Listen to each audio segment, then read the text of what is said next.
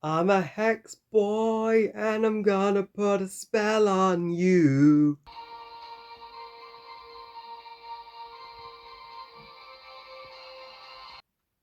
I'm gonna cast a spell on you. You're gonna do what I want you to. Mix it up here in my little bowl. Say a few words and you lose control. I'm a hex girl and I'm gonna put a spell on you. Scooby-Doo and the Witch's Ghost, woo! Directed by Jim Stenson and is the second Scooby-Doo movie overall, released 1 year after Zombie Island in 1999, and tells the story where the gang team up with famed book writer Ben Ravencroft, and he invites them to the older haunted New England town of Oak Haven that's currently being terrorized by the ghost of a witch, Sarah Ravencroft, Ben's ancestor. To which he is determined to prove that Sarah was a misunderstood Wiccan, not a witch. And also, the mystery gang get their first ever encounter with the most well-known band in all of Scooby-Doo, the Hex Girls. Now, Chelsea Ryan, one of my dearest friends and subscribers on social media for so long now, she this was the Scooby-Doo movie she specifically requested me to review, as this is her personal favourite. Chelsea, I dedicate this entire review to you, and hope you love hearing my thoughts on your favourite Scooby-Doo movie. As for my take on The Witch's Ghost, it's one of my absolute favourites, and everything I want from a Scooby-Doo movie and more. I mean, I love the hell out of The Witch's Ghost, and thankfully, after the peak of Scooby-Doo Zombie Island, The Witch's Ghost certainly kept the franchise alive with flying colours.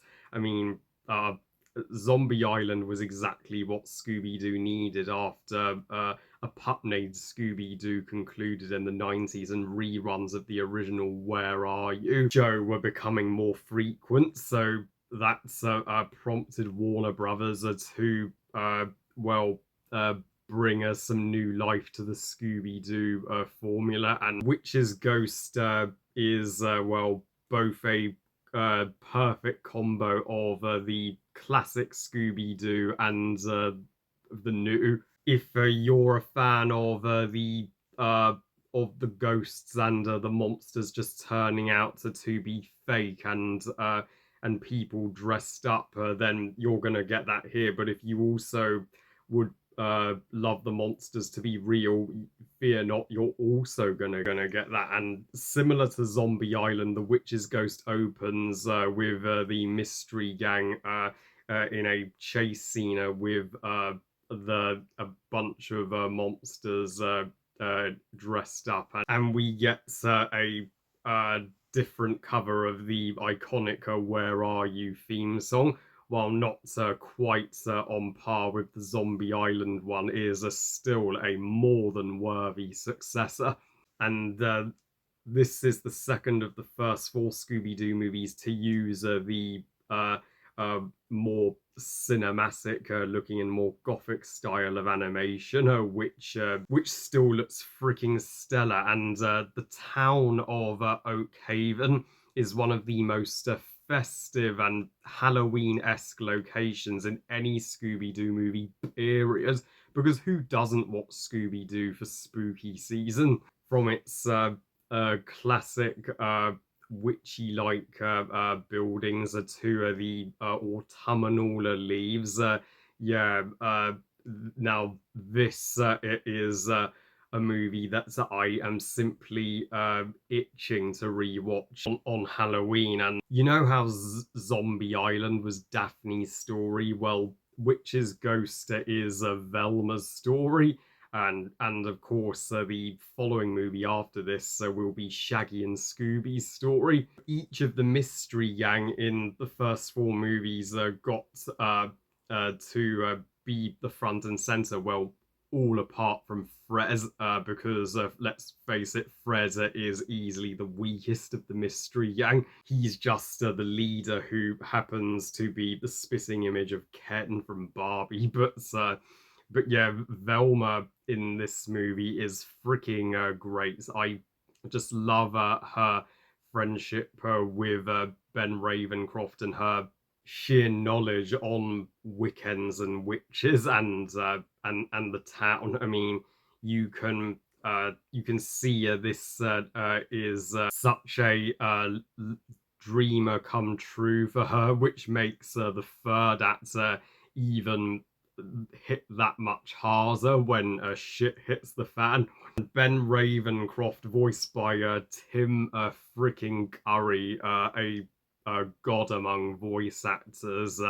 Yeah, he has to be one of the all-time great Scooby-Doo antagonists, no competition. Uh, and Tim Curry voices him so well spoken and calm and approachable when we first meet Ben. He seems like a highly intelligent and wholesome and humble man who wants to prove and defend his ancestry was nothing to be feared, or at least that's what we think until his true colors are revealed in the third act. We discover the prick just deceived Velma and the gang all along into helping him dig up Sarah's spell book and not journal, because the truth is Sarah was indeed a witch. And as her descendant, he's convinced he's inherited her powers and intends to become an all powerful warlock and conquer the world alongside her.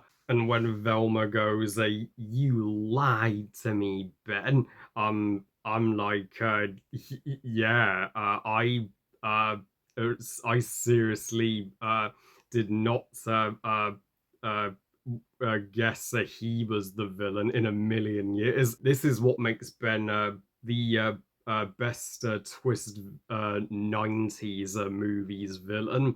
I'm not kidding. And also, Sarah Ravencroft, once she's summoned from her spellbook by Ben, she certainly looks spectacular, and she has no desire to share her power with Ben, and takes her revenge on the world after the Wiccans banished her into her spellbook. Before that Zombie Island-like climax, we get a reveal before that where it turns out so the mayor of the town was just making a projection of the witch's ghost and was faking it, uh, and that was the original ending, but thankfully the writers of Zombie Island stepped in and they were like, no, after Zombie Island that ending would not be good enough. And thank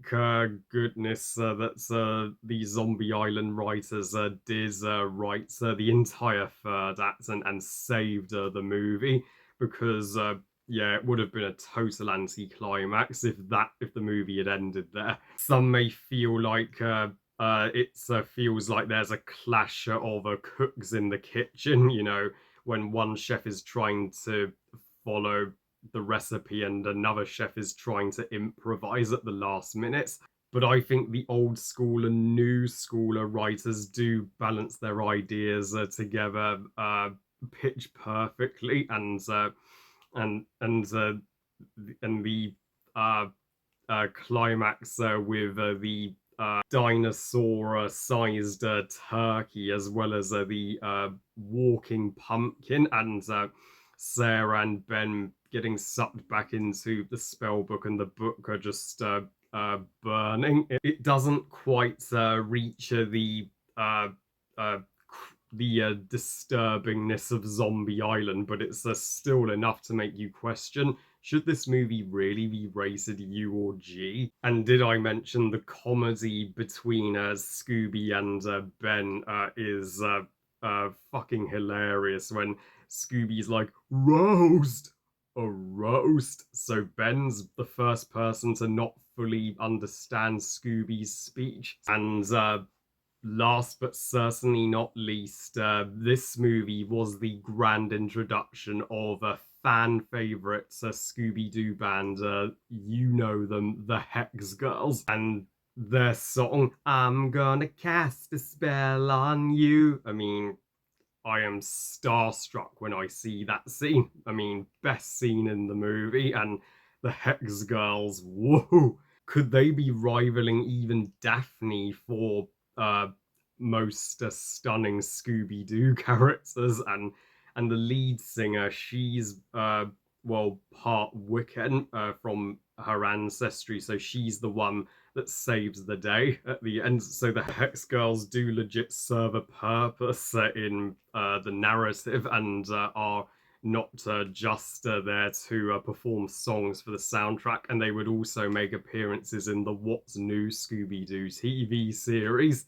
It's a wonder they didn't title this movie Scooby Doo Meets the Hex Girls, but I guess The Witch's Ghost is a way more terrifying a title. Even Doug Walker questioned that. My minuscule nitpick with this film would be Fred and Daphne do feel like they are in the background most of the time, and of course it's mostly just Velma, Shaggy, and Scooby here. That doesn't detract from how classic The Witch's Ghost really is. It's still a staple of the Scooby Doo franchise, a timeless, state of the art Scooby Doo movie, and nearly 25 years later, I'm proud that this was the first Scooby Doo movie that I ever watched on TV as a kid, and it still very much has a spell over me. I give Scooby Doo and the Witch's Ghost 5 stars out of 5. Best movie ever. So that was Scooby Doo and the Witch's Ghost, and thank you once again, Chelsea, for this super awesome request. And boy, can't I wait to get to even more Scooby Doo content this October. It's only just begun. I love you guys. Thank you for watching. I hope you guys enjoyed this review. And what are your thoughts on The Witch's Ghost? Is it one of your all-time favorite Scooby-Doo movies too? Please comment and let me know. Please like this video and subscribe. Please follow on Twitter and Instagram. And I'll see you all next time when I share the final part of my Heavy Rain playthrough. Yes, that has been such a long road to get to. And remember, movies are us. Bye, guys.